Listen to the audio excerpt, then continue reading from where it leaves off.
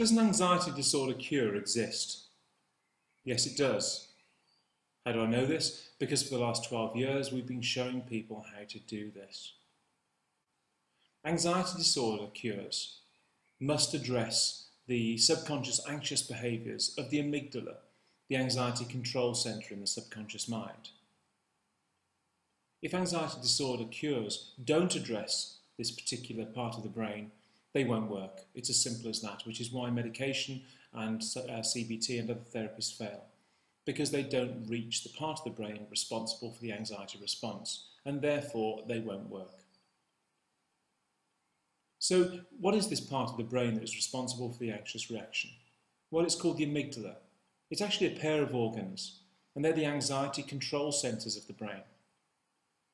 The way they work is that your sensory organs, your eyes, your ears, your nose, your mouth and your skin feed back data about your environment to the amygdala in order for it to decide about whether or not there is a threat present in your environment that requires activation of the flight or fight response.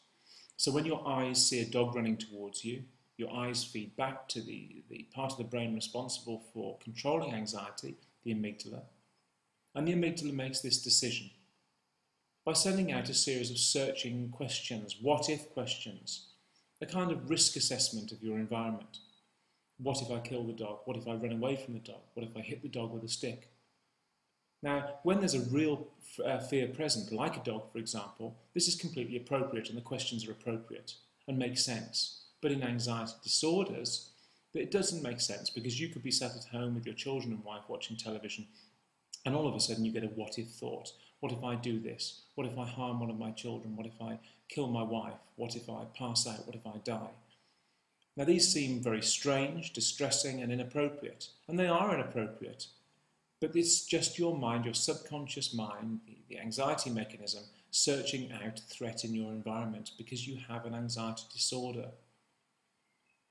Now obviously what we must do is address this behaviour in the subconscious mind in order to undo it and remove it so that you stop having these thoughts, you stop having all of the sensations and symptoms that you experience in anxiety.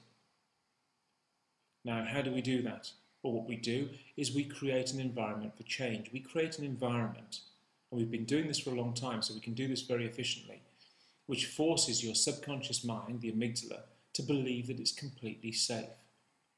So we ask your sensory organs, your eyes, your ears, your nose, your mouth and your skin to feed back data that you are safe.